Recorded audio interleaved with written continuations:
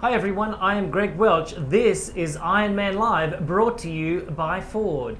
Today we are at the 2011 Ford Ironman St. George in southern Utah. Absolutely gorgeous outside, and my co-host today, Matt Lieto. How is it, mate? It's great, man. We're really excited to be here at in St. George for the first domestic Ironman of the year.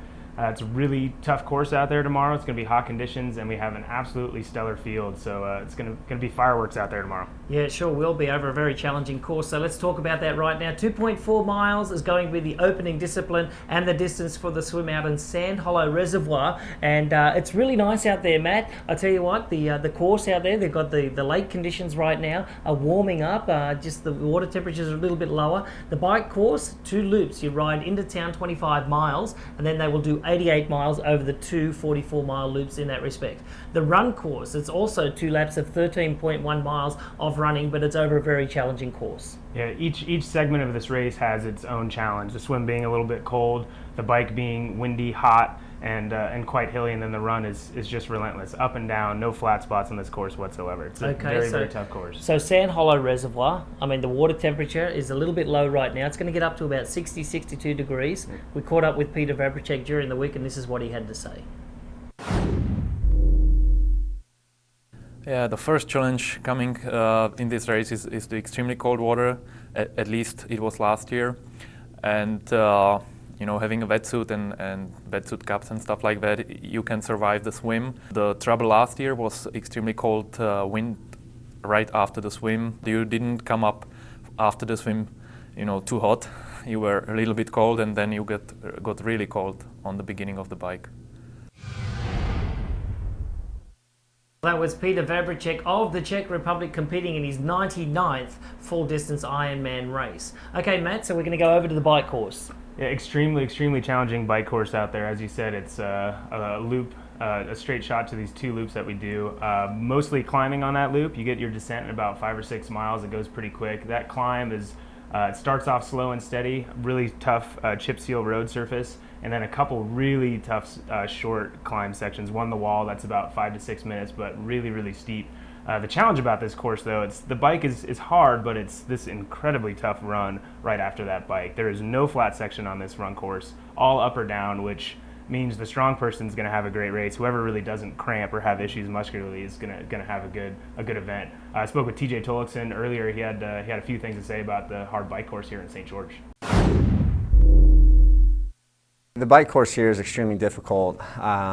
There's a lot of climbing, some false flats, some pretty good steep out of the saddle small ring climbs.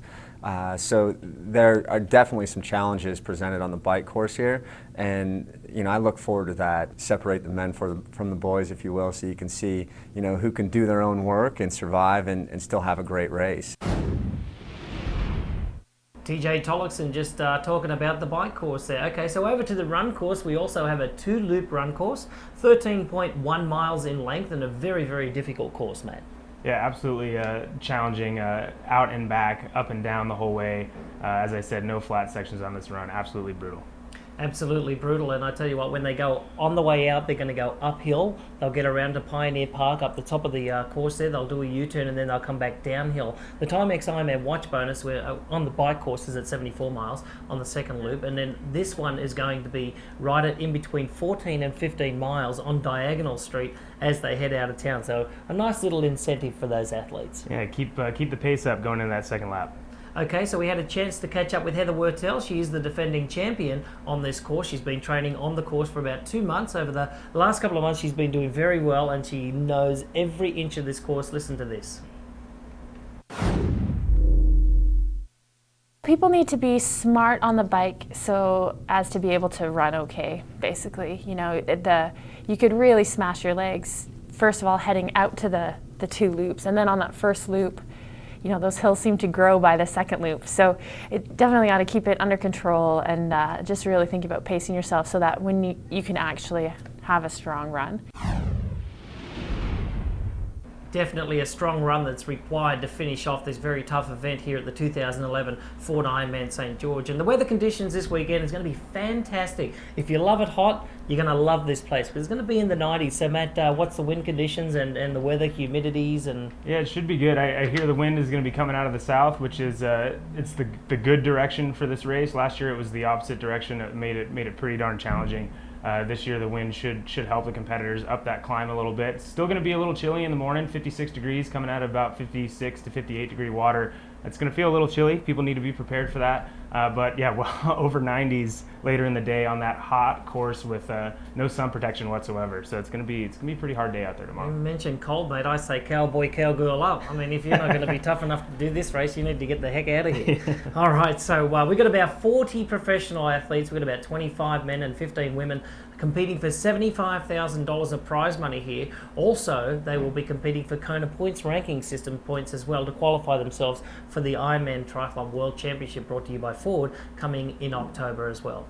2,200 age group athletes are vying for their qualifying slots at this race. So it's a big deal for these guys. Yeah, there's a lot of people out here and they've all got their different motivations and their different goals, but we know the pros are out here looking for that prize purse and those valuable Kona points. This is the first race of the season in the States that you can get those, so it's going to be competitive. And leading the Kona points ranking system right now is Reynard Tissink of South Africa for the men, and over to the women is our defending world champion Marinda Carfrey, of course from Australia, leading the women. What are you laughing at? You Australians, what can we do, right? What can we do? We work together. Yeah. Okay, let's talk a little bit about the next thing here. Who are your tips? My picks for the men's race, I got to start off with a Mike that's a different one than probably you're going to pick, Mike Twelsik. He is great on a tough course like this. He's won Ironman Lake Placid. He's set a bike course record at Lanzarote.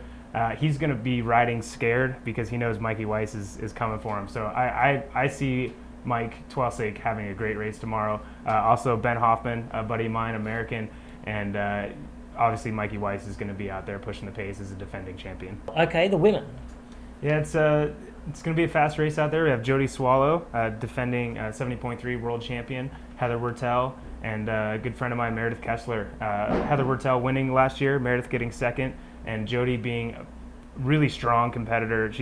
I talked to her yesterday, and she is one tough cookie. She wants to win. She didn't come out here to get second or third place. Yeah. But it's going to be a fun race to watch. Yeah, I have to also agree with you on that front. Meredith Kessler, she's been doing really, really well. She's done 40 Ironman races, which is hard to believe. I think over 30 of those as an age grouper. Yeah. And the last 6, I think, has been as a professional. She's actually won up in Canada and doing very, very well. Also, Heather Wurtel, she's the defending champion, so she's the early pre-race favourite. But Jody Swallow, you mentioned that. I wanted to save that one for last. She's a junior world champion. She's an ITU long distance world champion. She's a 70.3 Ironman world champion from Clearwater last year, and she is the unknown factor. This is a virgin voyage on the Ironman distance, and we can't wait to see her go around. Strong swimmer, strong biker, strong runner. And often on that first Ironman, if you don't know what that pain is, you don't know what's coming, you're going to go out fast. And she's the type of athlete that's just going to go out to the front and go as hard as she can, as long as she can. And that could create quite a gap early in the race.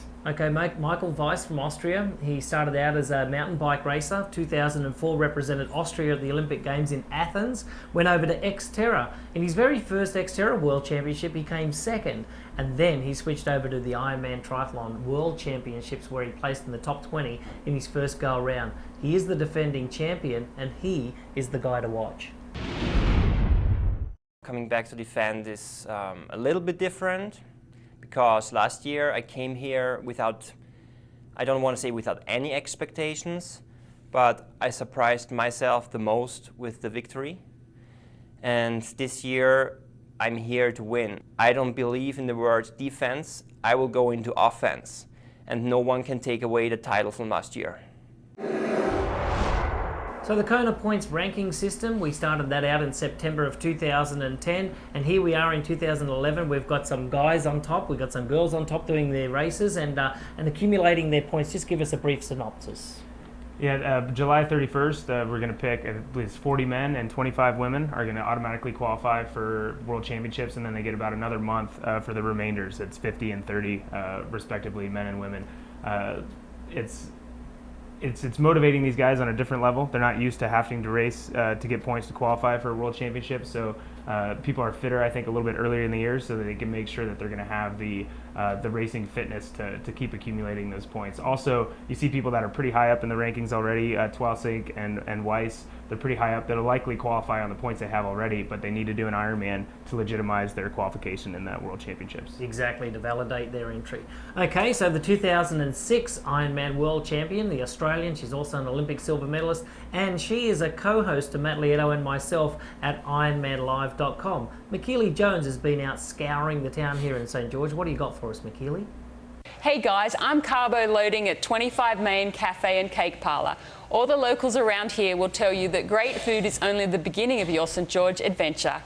Don't just take my word on it, hear what the experts have to say about this gorgeous area.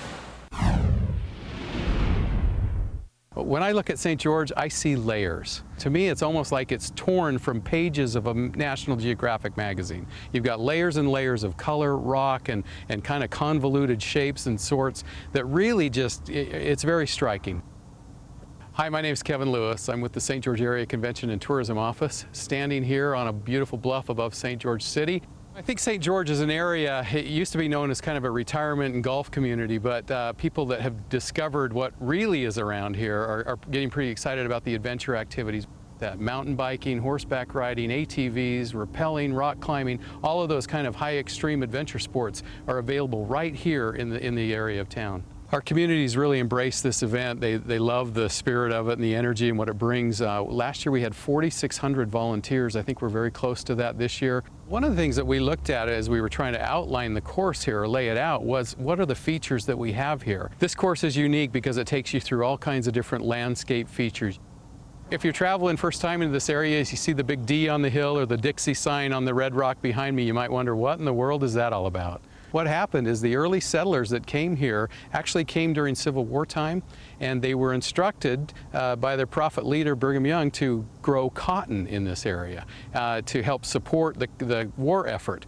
And so they tried to grow cotton. They were in the south of the state, so they just referred to themselves as Utah's Dixie. I think the history of this area is one of the things that really people identify with when they think Ironman. The people that came to St. George early on didn't really like it here. It was rough, it was hard to conquer. They had to defeat this vicious landscape, and they did that. They had a tenacity about them that allowed them to conquer that kind of landscape and terrain. Ironmen have the same kind of tenacity. They go out and they see a challenge and they get after it. This community has yet to face a challenge it couldn't handle. More than 4,000 people volunteer for this race, and the majority of them come from the St. George area. This is truly a place where there is power in the people. More power to you guys. Well, thank you very much, McKeely. Where are our cupcakes? I got no cupcake. I got no cupcake. We like cupcakes. All right, next time, cupcakes.